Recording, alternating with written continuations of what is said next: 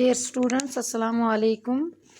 Today our topic is town traders and craft persons from 7th class social science. तो बच्चों कल हमने यहाँ तक पढ़ा था, वहीं से आगे इसको हम कंटिन्यू कर रहे हैं। पेज नंबर है ये 83। The architecture of Hampi was distinctive. The buildings in the royal complex and splendid arches, domes and pillared halls with niches for holding sculpture. कहते हैं जो हम्पी के जो आर्किटेक्चर जो थे वो क्या हो गए थे, वो तकरीबन डिस्टिंक्ट हो गए थे। The buildings in the royal complex had splendid arches, domes and pillared hall with niches for holding sculpture. और ये बिल्डिंग जो थी रॉयल कम्प्लेक्स की, और इसकी जो आर्चिस थी, डोम्स एंड पिलर्ड, तो इनमें गुम्बद जो बनाए गए थे, और पिलर्ड हॉल यानी पिलर, आगे से पिलर थे इसको, और क्या थे इसमें ताक थे जिनमें मुजस्मे रखे हुए थे।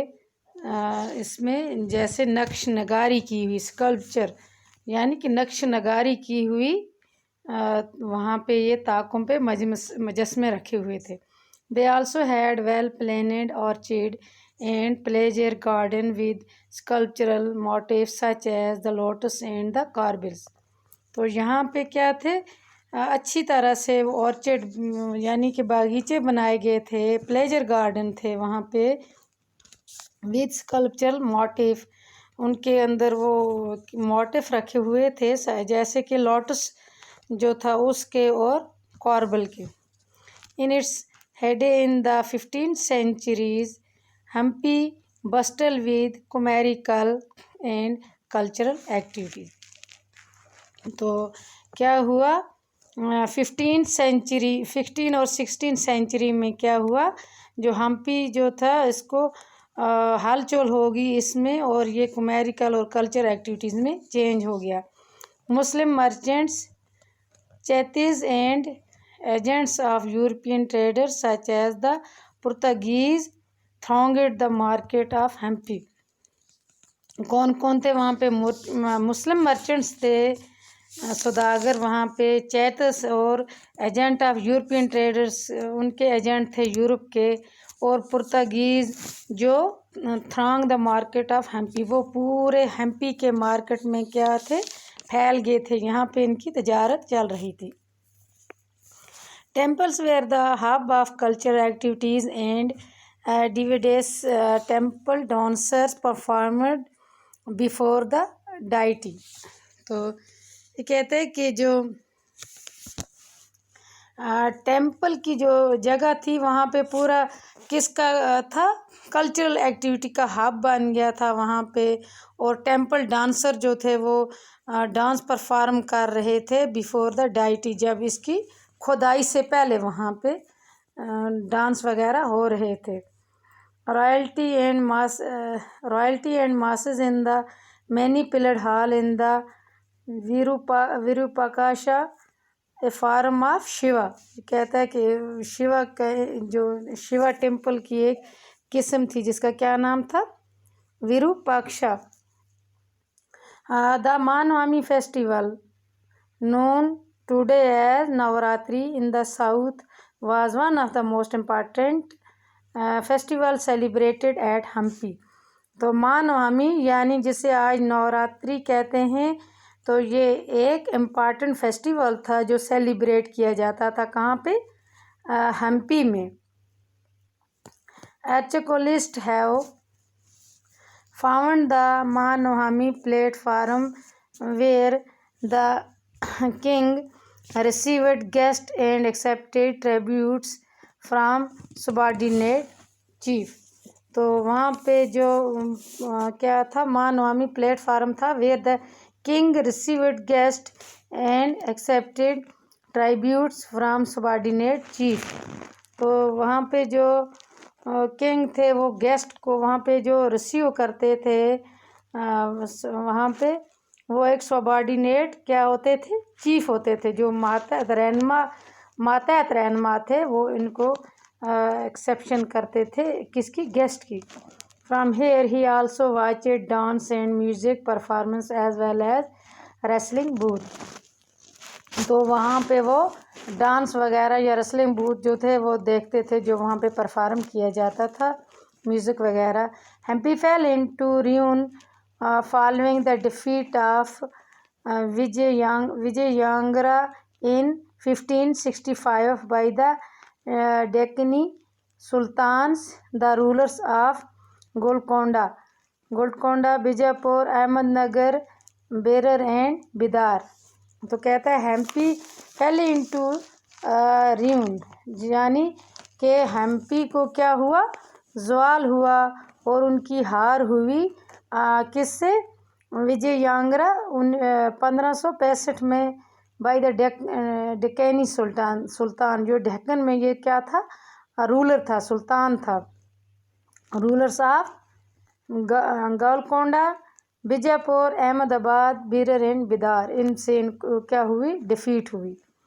ए gateway to the west, Surat in Gujarat was the emporium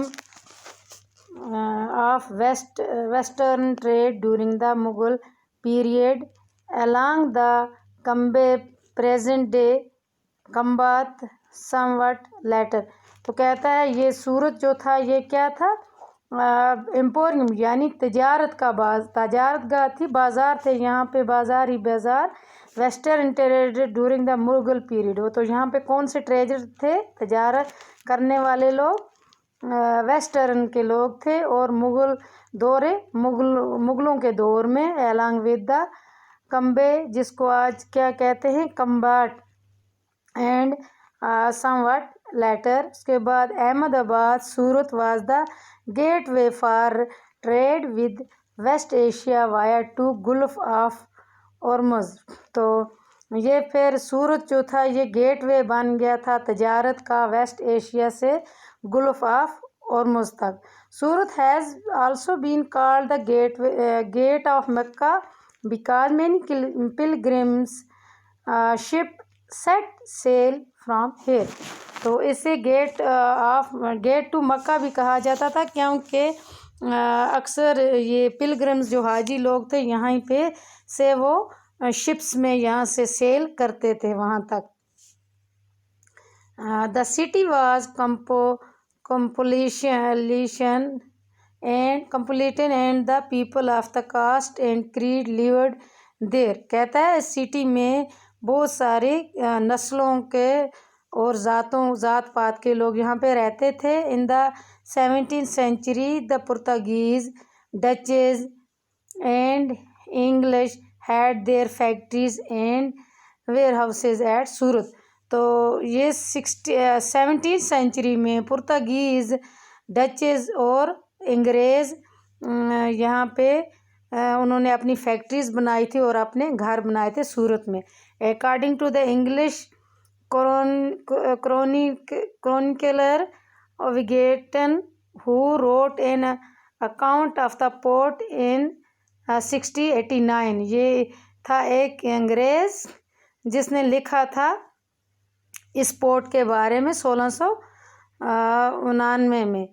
on average 100 ships of different countries could be found anchored at the port at any given time। तो यहाँ पे तकरीबन 100 of ship जो थे मुख्तलिफ़ कंट्रियों से यहाँ पे पाए गए थे, एंकर्ड यानी बांधे हुए थे, इस पोर्ट पे बांधे जाते थे एनी गिवन टाइम, जो भी वक्त उनको दिया जाता था उस वक्त यहाँ पे तकरीबन 100 के करीब शिप जो थे यहाँ पे होते थे, एंकर्ड किए होते थे। There were also several retail and wholesale shop selling cotton textile. तो यहाँ पे बहुत सारी होलसेल या दूसरी दुकानें जो थी टेक्सटाइल यानी कपड़े की। The textile of Surat were famous for their gold lace border zari and had a market in west Asia.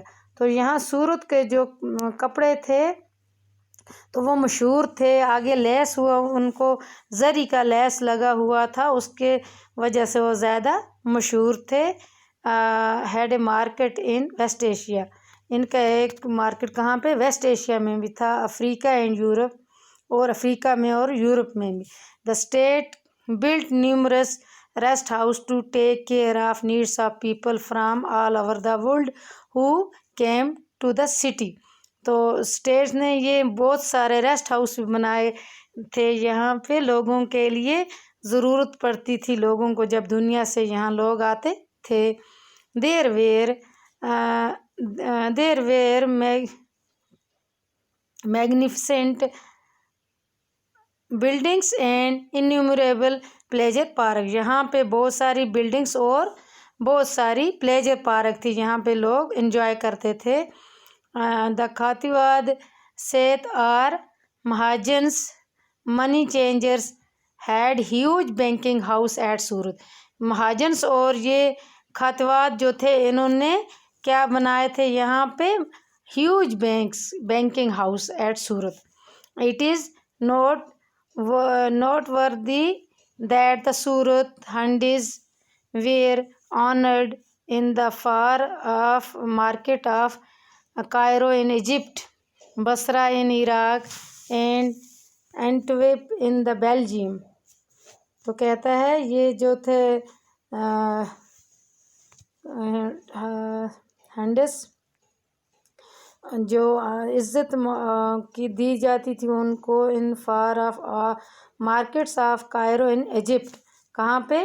Cairo मिस्र में ये जो मार्केट्स थे, बसरा में, इराक में और बेल्जियम में। तो however Surat began to decline towards the end of the 17th century. तो कहता है सूरत जो था वो तकरीबन क्या हुआ उसको यानी वो ख़त्म हुआ, झुकने लगा to end of the 17th century, जब 17वीं सदी का खात्मा हुआ। This was because of many factors, the loss of market and productivity because, और इनके मार्केट जो थे उनका भी लॉस हुआ, ख़त्म हो गए, प्रोडक्टिविटी जो थी because of decline of the Mughal empire, क्योंकि मुग़लों की हुकूमत जो थी वो क्या होगी, ख़त्म होगी वो भी। And control of the sea routes by the Portuguese and competition from Bombay where the English East India Company shifted its headquarter in 1668।